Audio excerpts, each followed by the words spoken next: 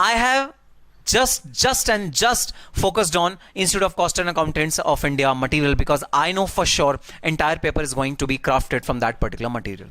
You also, as a CMA students, should focus on CMA Institute study material to as far as possible, to as much as possible in all the subjects which you are taking coaching of, all the subjects which you are not taking coaching of or doing self. Please focus on the Institute study material very well.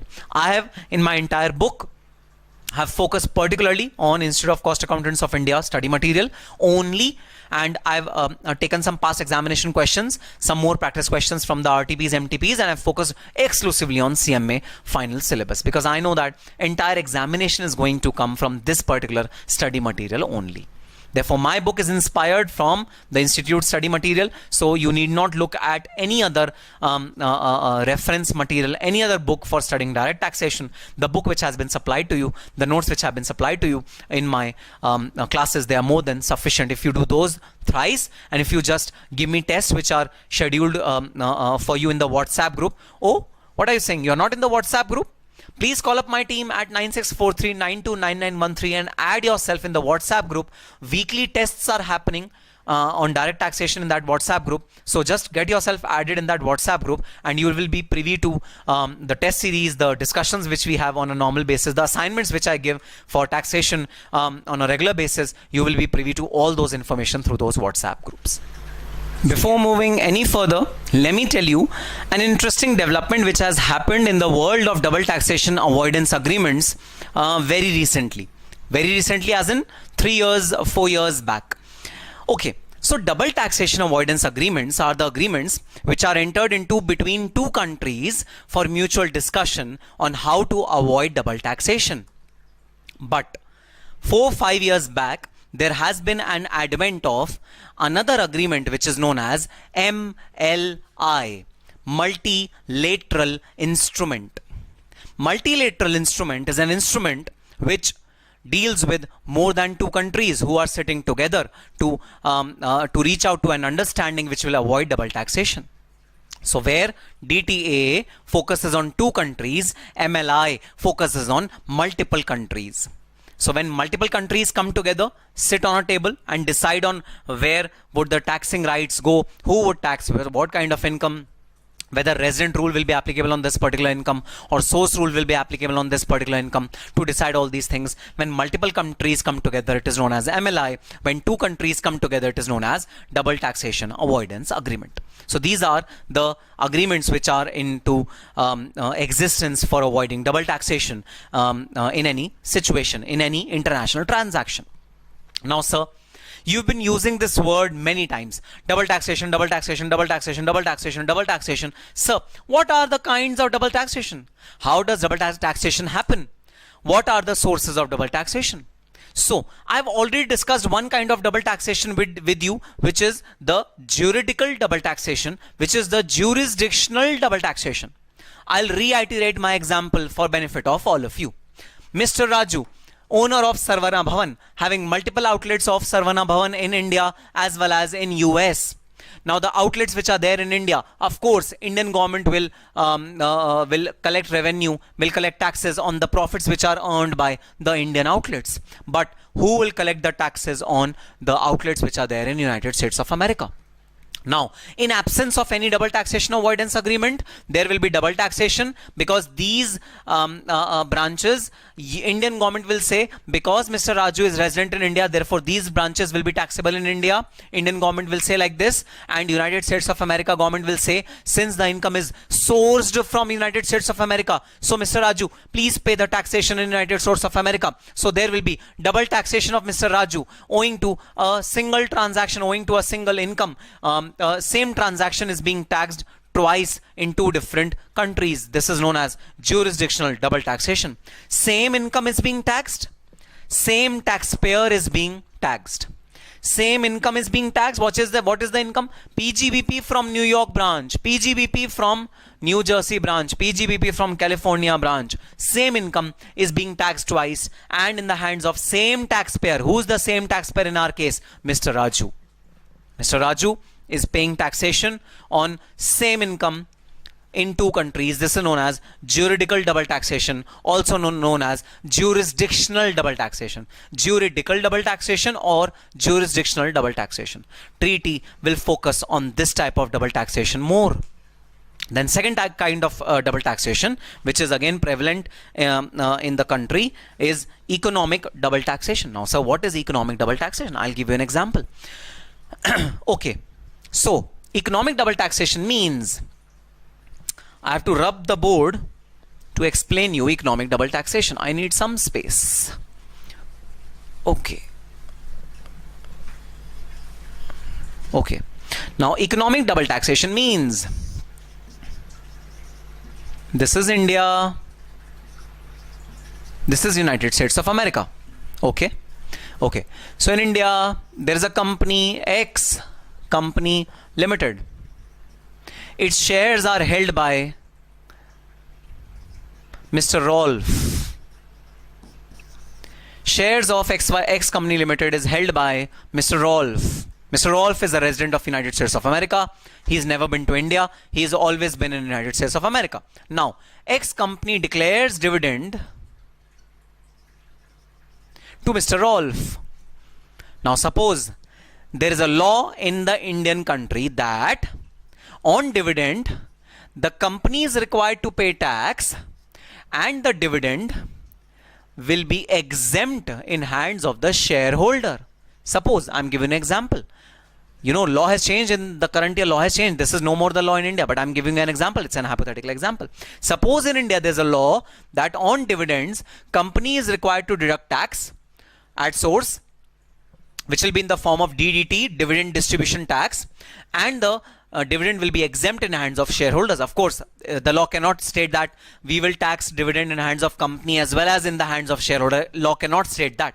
So in India, there is a law that company will pay taxes on the dividend and the shareholder will be exempt from paying any tax from dividend. However, in the United States of America, the law is that in hands of company, the dividend is exempt, but in hands of the shareholder, the dividend is taxable. Reverse law is there in United States of America. Now what will happen? On the dividend which is distributed by X company to Mr. Rolf, first time taxation will happen in the hands of in the hands of X company according to Indian laws. The Indian company will be required to pay dividend distribution tax on the dividend distribution to Mr. Rolf. On the second hand, again taxation will happen in hands of Mr. Rolf on the same income. What is the same income? Or a dividend income. Dividend income, the same income. X company is paying taxes by way of DDT, dividend distribution tax, and Mr. Rolf is paying taxation through dividend. He is paying taxation on dividend. So Mr. Rolf is paying taxation on dividend. X company is paying taxation in the form of DDT. Therefore, there will be double taxation on the same source of income. In this situation, dividend is being taxed in hands of shareholder in the United States of America. The dividend is being taxed in hands of company in India. This is known as economic double taxation. Please read. Same income. Yes, dividend income. Different taxpayers are paying tax on the same income. That is how economic double taxation works. So, juridical double taxation, same income, same taxpayer. Mr. Raju earning income of PGBP from New Jersey branch. Same income, same taxpayer paying income tax in India, also paying income tax in US.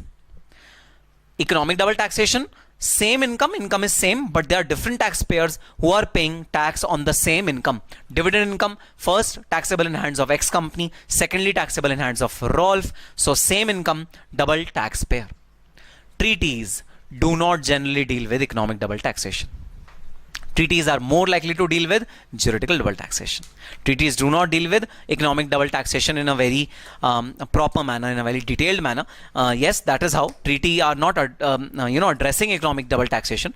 Treaties are primarily addressing juridical double taxation only. So these are two types of double taxation which are existing in our tax treaties, which are existing in our double taxation avoidance agreement.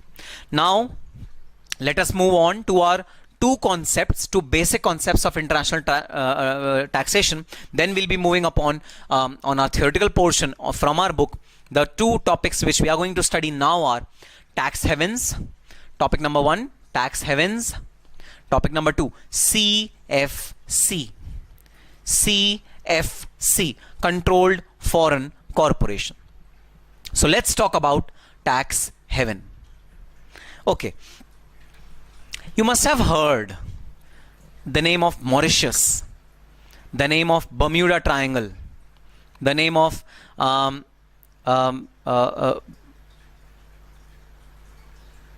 British Virgin Islands. So these are certain territories where tax rate is very, very low. Why is tax rate low in these particular countries? Do they don't want tax? Do they don't want to collect tax? Do they don't want their infrastructure to grow? Do they don't want their country to grow? Now the reason why they don't collect taxes quite often is that they want taxpayers to get attracted to them. How would taxpayers be attracted to them? A country where there is no taxation or very less taxation, naturally companies will be lured to establish their business organization in those countries. So for example, I want to establish an organization in a country which is outside India. If I want to establish an organization which is in a country outside India, then obviously I will look for a jurisdiction which is low tax jurisdiction, where taxation rates are very low, where taxation rates are nominal, so that I need not pay tax.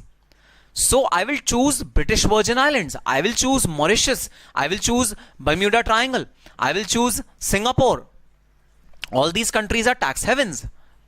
Sir, but why are they levying low taxes? I'll tell you the history. So I'll tell you history of a very popular state known as Singapore. Singapore is basically an island which is covered by ocean on most of its sides. It is covered by ocean. It does not have any natural resources. Does not have any natural resources which it can sell and it can earn revenue for its country. It does not have any grains, any wheat, any paddy. It cannot grow vegetable because its land is not fertile enough. Because the states which are close to water, which are close to ocean, their land is not fertile enough. Their weather conditions are not susceptible to agriculture. They cannot grow food. They cannot have dairies. They cannot have farms. They cannot have natural resources. They don't have natural resources. So they barely have any source of income. When they barely have any source of income, how would they earn revenue? How would they develop infrastructure for themselves? How would they develop resources for themselves? It's a big problem for such countries who are, especially the islands who are covered by water from all sides. It's a big problem for them. They have no source of revenue. They have no resources. They have no income generating capacity. Now, they have discovered a unique way to develop revenue for them, a unique way to earn revenue for them. What do? They attract multinationals to establish their subsidiaries in that country. So if multinational from say India would come to Singapore, it will face very less tax, very less tax, or even no tax. There's no tax in these countries. So they will attract foreign investment. They will ask Indian businessmen. So they will ask Mukesh Bhai Ambani. They will ask Raju, who's owner of Sarvana Bhavan. He will ask all these businessmen to establish their businesses in Singapore. They will ask their owners to establish their factories in Singapore. Because the labor is cheap, taxes are zero, the natural resources which are scarce, they will require the companies to bring their natural resources from themselves, from their home countries. They can ask the owners to bring their resources from their own countries. Infrastructure will be developed in Singapore. So naturally, if Reliance comes to any part of Singapore, then definitely Reliance will develop roads. Reliance will develop the infrastructure surrounding their factory because they don't need to work. This is how Singapore will attract many businessmen, many businessmen. So why would businessman go? Businessman will go because of zero tax. 30% tax is a very big amount. There's a huge saving which businessman is seeing. They will go to Singapore, establish their factories in Singapore, and earn profits and not pay any taxes. This is the benefit which an Indian businessman will have, or any US businessman will have, or any Australian businessman will have. So they will relocate their factories, they will relocate their businesses, they will relocate their branches to a tax haven like Mauritius, like Singapore, like any other parts of the world. Switzerland is one of them. Switzerland, you've heard that, you know, there are Swiss accounts which are belonging to Indian politicians which are located in Switzerland, and they have crores and crores of rupee, but Switzerland government is reluctant in sharing any information to Indian government. Of course they cannot share, because if those huge amount of money is discovered by Indian government will snatch that away from Switzerland government, and Switzerland economy will go for a toss, because Switzerland economy is working on those deposits which are made by Indians in Switzerland. So to develop the infrastructure, to develop the economy, to grow their resources, such countries have become tax havens. They have chosen to give a discount on tax. See, tax is 30%. The benefit which these countries are earning is the natural resources, the infrastructure, the money which the businessman will bring with itself. It will grow the domestic country. It will give employment to the people who are staying in Singapore. It will give employment which is scarce in today's world. There's no employment for Singapore people. The companies which are coming to Singapore, they will give employment to Singapore people. They will give revenue to Singapore people. Singapore will become rich. Singapore will become abundantly resourceful, and it will become an economically self-sufficient country. And this is exactly what happened to Singapore. Singapore, 30 years back, came up with lucrative tax ESOPs for countries, for companies, and therefore Singapore is a fully developed country today, owing to the money which has been received from the foreign world, the foreign countries. These are known as tax havens. Tax havens will give you fruitful and lucrative tax benefits. Because of those tax benefits, businesses will shift their branch offices, their factories to those countries, and those countries will have profits, and those profits are tax free. If the same profit is being earned in India, then definitely it will be subject to huge taxes. Yes, some additional cost will be levied, will be incurred by the businessman for relocating the factory to that particular country. Singapore, obviously, some cost will be incurred, but that cost is nothing as compared to the benefit which, from the perspective of tax, will be accruing to that particular businessman. The benefits are huge. These are known as tax havens. Now, if these countries, if these businessmen go out of India, then who's that one person which is losing its revenue? It is the Indian government. Indian government will say, wow, you are resident of India, but you are establishing your factory outside India, and just because of source rule, you are not required to pay taxes in India. Absolutely. That is the basic concept. In the treaty between India and Singapore, the treaty will say that the PGBP income will be taxed on source-based rule. Therefore, it will be taxed only in Singapore. India will not be eligible to tax the profits which are accruing in Singapore of an Indian resident. Indian government will not be eligible for those taxes. Yes, this will happen. And this is how it happens. And this is why tax havens are very, very popular. So yes, now what is the alternative? Now Indian government is, feeling that I'm being cheated. Indian government is feeling that ways. So now what will Indian government do? Indian government will amend the DTA. Indian government will amend the DTA between Singapore and India. And it will say that only if the control and management of the company is outside India, which is in Singapore, only then Singapore gets the right to tax that particular profit. If the management and control of that particular company is in India, then India gets the right to tax that particular profit. Some sort of this sort of clause will be inserted by the Indian government in the treaty between India and Singapore to stop this loss which is incurring to government of India. 3-4 years back, Mauritian treaty has undergone an amendment. In Mauritian treaty, the capital gain tax was the right to tax capital gain was given to Mauritius, and Mauritius is a zero tax country. Therefore, the treaty was amended and the right to tax capital gains was taken back to India. India said that, okay, no, we want capital gain tax right because you are a zero capital gain tax country. So even our citizens are lured to earn capital gain in your country rather than our country, because you will not levy tax on the capital gains which are happening in your country. I'll give you a very small example, okay, very small example. Let's look at one example of this capital gains, and it'll be really interesting to you to understand this concept in a very, very easy manner. Okay, okay, sir. Okay, so this is United States of America, this is India.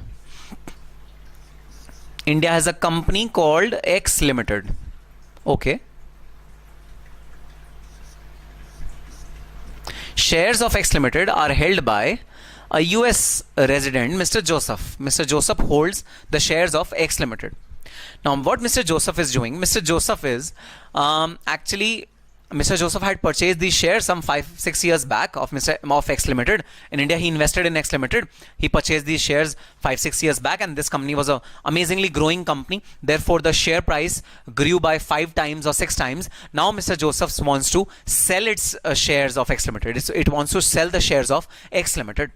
Now, US government is saying that obviously since you are resident of India, a resident of USA, you should pay tax in USA. Tax in USA is say 20%. Indian government is saying no, you are a resident of India, you are the source of income is in India, so you should pay tax in India. Suppose in India the tax rate is 25%. The tax rate of capital gain is in US is 20%. Tax gain of capital in India is 25%. So capital gain 25%, capital gain 20%. What would Joseph prefer? What would Joseph prefer? Of course, 20%. 20% is lower than 25%. Joseph would prefer 20%. Joseph would say, okay, I would like to, I would like to pay tax at the rate of 20%. Naturally. Now, I'll give you another example. Now, look at this example very, very carefully, because in this particular example, I'm going to restructure this transaction in a way to reduce my taxes to 0 from 20%. In the current transaction, Mr. Joseph is required to pay tax at the rate of 20%. Suppose DTA also says this, that according to DTA, Double Taxation Avoidance Agreement, the resident rule is applicable. Whosoever is the resident of that particular country, the resident is eligible, the country in which that particular person is resident is eligible to charge taxes. So Mr. Joseph has to pay taxes at 20% to US government, not to Indian government.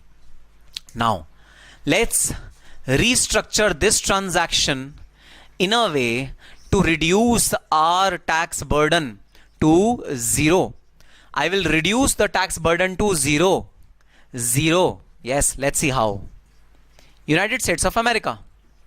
Mr. Joseph. In India, there is a company called X Limited. Mr. Joseph wants to buy shares of X Limited. 5-6 years back he wanted to buy it. Now he wants to sell. Now, while he bought the shares 5-6 years back of X Limited, what he did was he invested money in a Mauritian country. He created a company in Mauritius, a fake company. He created a company in Mauritius. Joseph invested money in Mauritius, and Mauritian company invested money in X Limited. This is known as a step subsidiary. So Joseph invested money in Mauritian company. Mauritian company invested money in X Limited. This is the transaction. Now, what happened was, Mr. Joseph, after 5 years, when the value of X Limited shares has grown 5-6 times, he wants to sell off shares of X Limited. So what Mr. Joseph does is, Mr. Joseph, who holds the shares of Mauritian company, sells these shares, which is held by Mauritian company. It is indirectly held by Joseph. Indirectly held by Joseph, but directly held by Mauritian company. So Mr. Joseph sold these shares of X Limited to whomsoever, earning a capital gain. Right? Now capital gain is being earned by whom? Joseph or Mauritian company? Mauritian company. But you and me know for sure Mauritian company is fake. Mauritian company is just a shell. The real owner of Mauritian company is Mr. Joseph only. We know that fact. But on papers, what is it said? On papers, Mauritian company is the person who's earning capital gain. Is Mr. Joseph earning capital gain? No. Is US government involved? No. Which government is involved? Mauritian government is involved. Mauritian government is involved. Mauritius is selling shares. Mauritian company is selling shares of X Limited. Mr. Joseph is not selling shares of X Limited because Mr. Joseph do not hold shares of X Limited. How can Mr. Joseph sell shares of X Limited when he doesn't hold shares of X Limited? So who's holding shares of X Limited? Mauritian company is holding shares of X Limited.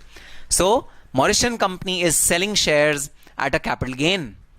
Now, since Mauritius is a tax haven, capital gain in Mauritius is taxed at 0%. Capital gain in India is taxed at 25%. Double taxation avoidance agreement says that the resident rule is applicable for taxing capital gain. Who is the revenue earner? Mauritian company. This we know that Mauritian company is just a shell company. It's not substance. It's not a substantive company. Mr. Joseph is the indirect holder, but on papers, what is it? Mauritian company is the real company. Now, who is the person earning capital gains? Mauritian company. Where is Mauritian company resident in? Singapore. What is the tax rate of Singapore? 0%. How much tax rate will be paid on this Singapore? 0%. India is not liable to pay taxes. India is not liable to charge taxes. Mauritian company is required to charge taxes, and Mauritian company is charging tax at the rate of 0%. Whatever capital gain Mauritian company will earn, it will send it to Mr. Joseph as dividends or as any other cash repatriation technique. And Mr. Joseph earned capital gains without paying even a single penny of tax. How does this entire transaction work? Because of presence of a tax haven in between. This is how. If you structure your transaction in a smart way, in an intelligent way, you can avoid payment of taxes through tax havens. If you have multiple layers of companies in between, one of the layer is belonging to a tax haven country, then definitely you are going to save a lot of taxes. This is an unethical way of saving taxes. Undoubtedly, it is as per law. You are, following law, but in essence, you are doing something unethical. Because everyone knows that this is a shell company. This doesn't have any substance. It doesn't have any substance. And a country which does not have any substance, a company which does not have any substance, should that company be allowed to hold shares or to earn capital gains and to claim that I'm not earning any capital gain tax, I'm not paying any capital gain tax? Answer is no. But so be it. You are using a tax haven to save the entire profits, entire taxes. If you were in a linear or a lean transaction, the real transaction, if you would have in this situation, you would have required to pay 20% tax. Since you introduce Mauritian company in between, you are required to pay 0% tax in Mauritius on capital gains. This is the benefit of tax havens. And what is the benefit of tax? This is the benefit of tax haven to the taxpayer. What is the benefit of a tax haven? The benefit is Mr. Joseph is creating a company, introducing money in that company. That company is introducing money to India. So indirectly, Mauritian government is getting hold of certain reserves. Those reserves are definitely directed to India, but then dividends will come up to Mauritian company, and then Mauritian company will have those dividend reserves as well. So economic activity in a particular country will be flourished by these transactions. The tax haven will have economic introduction of economic activities. That is the benefit which tax havens earn. Yes, tax havens are at a loss because they are not earning any tax, but they are okay with that loss. They say, okay, I'm okay with that loss. Till the time I'm earning resources, till the time people are investing in my country, I'm okay with bearing loss of tax. I don't want to earn any tax. So this is the planning which tax haven facilitate. So what are the features of tax haven? No or nominal tax. There's no tax, there's nominal tax. Secondly, lack of transparency. So the tax laws which are there in tax havens, they are not transparent. So they might have different tax laws for their residents. They might have different tax laws for non-residents. They might have different treaty benefits for different people who are residing in different countries. There is a lack of transparency in their laws. Their laws are not clear. They're not concise. They're biased. They're biased laws. Because if they are earning more profit from a particular country, they will offer more tax benefits to them. If they are earning less profit from a particular company, they'll offer less tax to them. This is how they distinguish. This is how they create partiality. Next, no local presence. So this is the worst part of tax haven. There is no local presence which is required. This Mauritian company, this company is just a shell company. There's nothing in that company. There's just a room which is taken on hire, and that room states the name of the company. That's it. There is no substance in that particular company. Mr. Joseph has not visited Mauritius ever in his lifetime. Mr. Joseph has never visited Mauritius. There was a lawyer in Mauritius. Through that lawyer, Mr. Joseph created this shell entity, this fake entity. So no local presence is required. So person who's earning profit, Mr. Joseph is earning profit from Singapore, but Mr. Joseph is not required to be present at Singapore. Wow. Without even being present at that particular place, you are earning profit from that particular place. This is the irony of tax havens. There's no local presence required. There's no substance required. You can work on papers in tax havens. No requirement of any local presence. Substance requirement is not there. They are just a facade. They are a fake. They are shell companies which are there in these tax havens. And then last, no exchange of information. So generally these countries are reluctant to share information with other governments. So if Government of India through X Limited, if it approaches the Mauritian government and asks the Mauritian government, hey Mauritian government, can you please give me details of this Mauritian company? Where is it located? How many employees does it have? What is the work which is doing in its premises? Mauritian government will say, no, I'm not going to share this information to you. This is private information of my client, Mr. Joseph. In reality, it's not the private information. But they know if they disclose this information, then the Indian government is going to treat this particular entity as nil, as nothing, and they are going to tax Mr. Joseph as if this transaction was happening between India and Mr. Joseph. They will treat this entity as transparent entity. They will forget about this entity. Indian government will say, Mr. Joseph, you should pay tax in US. You are the real owner of Mauritian company. Mauritian company is a facade. It's a transparent company. So you should pay taxes in US. This is what Indian government will say if they come to know that Mauritian company is a fake company. But Mauritian government is never going to share information about this fake Mauritian company to Indian government. Even if Indian government is pressurizing Mauritian government is not going to give any information. So there is no exchange of information. Information is not exchanged with tax havens to other countries. Information exchange is a reluctance. The basic point of reluctance is that they don't want to share information. Mr. Joseph, US, in India, all these countries will be asking for information from Mauritian company. Mauritian country will not share the information. This is the fourth and one of the most important features of a tax haven. So this is the concept of tax haven. Yes, a legal concept, but an unethical concept. And to curb this malpractices of tax havens, there are many things which are planned by world forums. World governments are coming together to curb these malpractices which are done by tax havens. And in the years to come, we will see some concrete steps being taken by governments of all the countries to curb the malpractices which are being done by tax haven. One of the recent steps which the Indian government has taken is that it has amended the Mauritian Treaty. Now, according to Mauritian Treaty, earlier the capital gain was to be taxed at the resident level. So Mauritius company was required to pay taxes. Now, as per the amended Mauritian Treaty, Indian government can also collect the gain which is accruing to resident of Singapore. Now, even if you have this fake entity in between, tax is not going to be spared.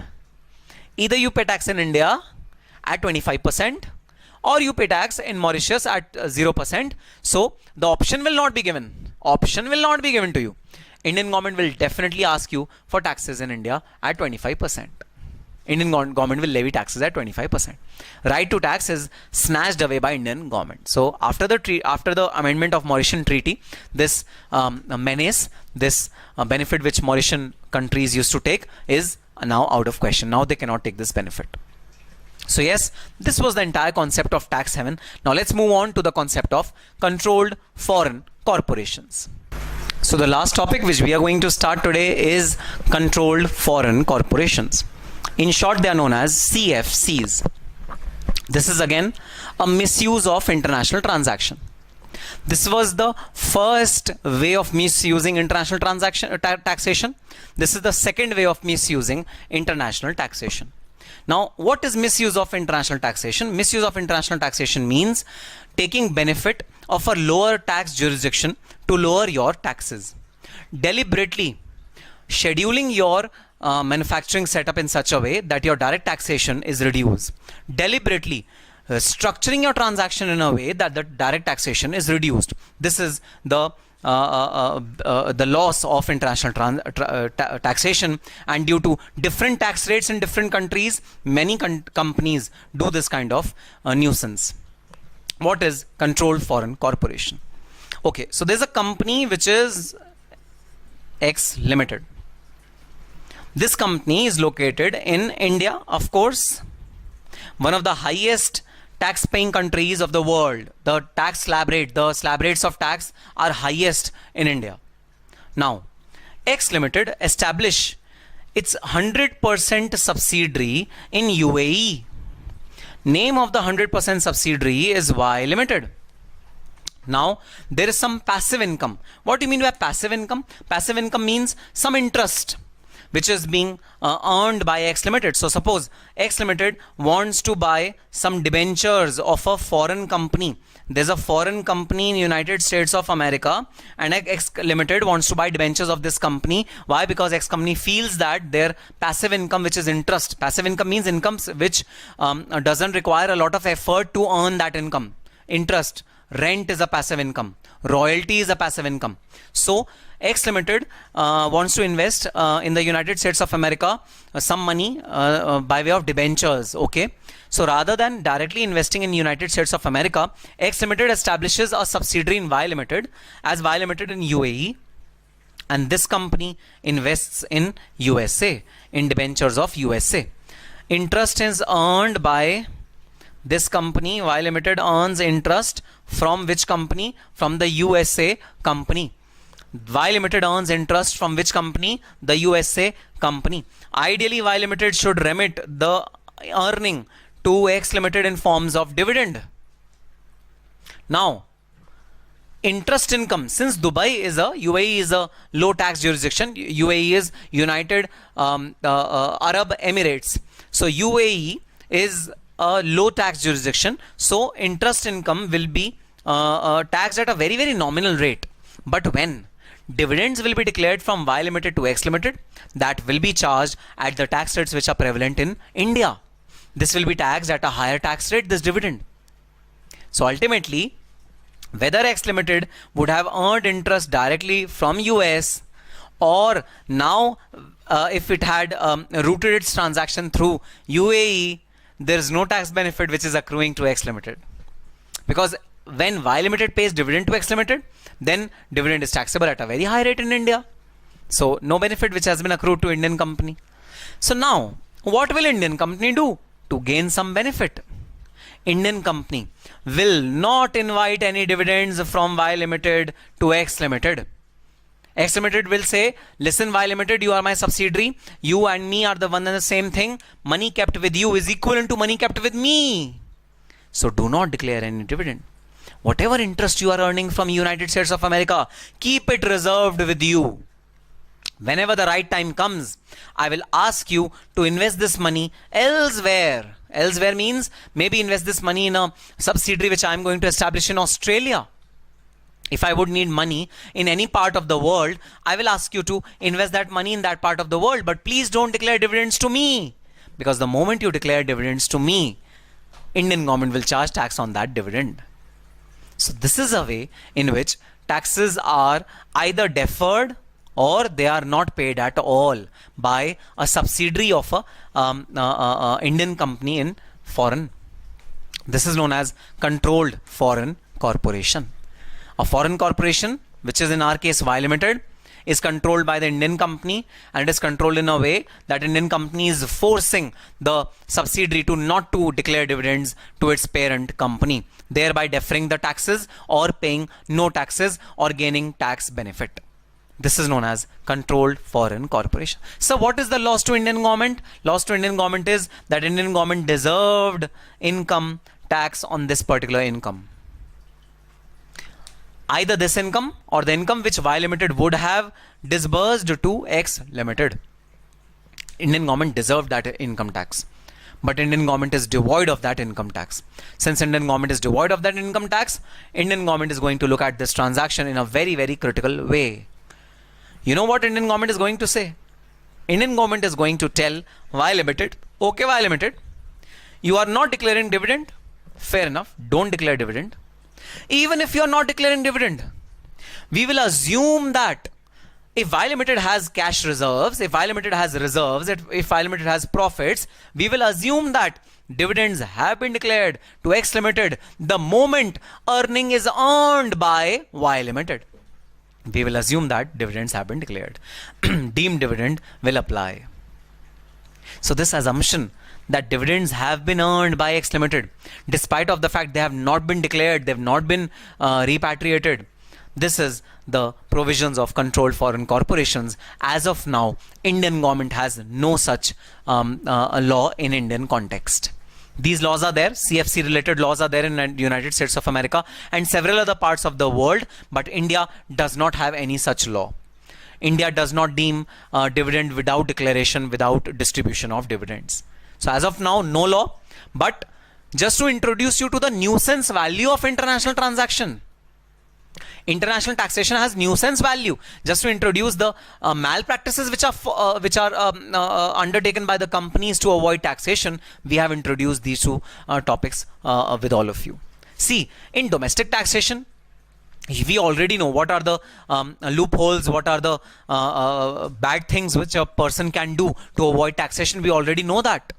You know, increase of expenditure, showing reduced revenue, not disallowing the disallowances. So if there's a disallowance for TDS not deducted, you are not disallowing that. That kind of tax benefits are there. That kind of tax leakages are there in domestic taxation. Now, what kind of tax leakages are there in international taxation? These are the two examples of leakages which are there in international taxation. So these are the broad concepts of international taxation which we have covered today. Just to give you a hint of how international taxation works, how does it look like? What is the difference between resident rule and source rule? What are the two forms of double taxation? What is double taxation avoidance agreement? What is MLI, multilateral instrument? And finally, what are the nuisances which are there in international taxation? We have covered a fair bit of international taxation today. And in the next session, we are going to start with the theoretical portion. In the book, we are going to read certain aspects of international taxation, and then we are going to further delve into and explore international taxation further. As of now, your homework, see this video lecture once again and read through the theory text which is given in the notes which I have supplied to you, my book which has been created exclusively from the Institute of Cost Accountants of India material. Now, this is a very, very important step, guys. I have just focused on Institute of Cost and Accountants of India material because I know for sure entire paper is going to be crafted from that particular material. You also as a CMA students should focus on CMA Institute study material to as far as possible, to as much as possible in all the subjects which you are taking coaching of, all the subjects which you are not taking coaching of or doing self. Please focus on the Institute study material very well. I have in my entire book have focused particularly on Institute of Cost Accountants of India study material only, and I've taken some past examination questions, some more practice questions from the RTPs, MTPs, and I've focused exclusively on CMA final syllabus because I know that entire examination is going to come from this particular study material only. Therefore, my book is inspired from the Institute study material. So you need not look at any other reference material, any other book for studying direct taxation. The book which has been supplied to you, the notes which have been supplied to you in my classes, they are more than sufficient. If you do those thrice, and if you just give me tests which are scheduled for you in the WhatsApp group. Oh, what are you saying? You're not in the WhatsApp group? Please call up my team at 9643929913 and add yourself in the WhatsApp group. Weekly tests are happening on direct taxation in that WhatsApp group. So just get yourself added in that WhatsApp group, and you will be privy to the test series, the discussions which we have on a normal basis, the assignments which I give for taxation on a regular basis. You will be privy to all those information through those WhatsApp groups.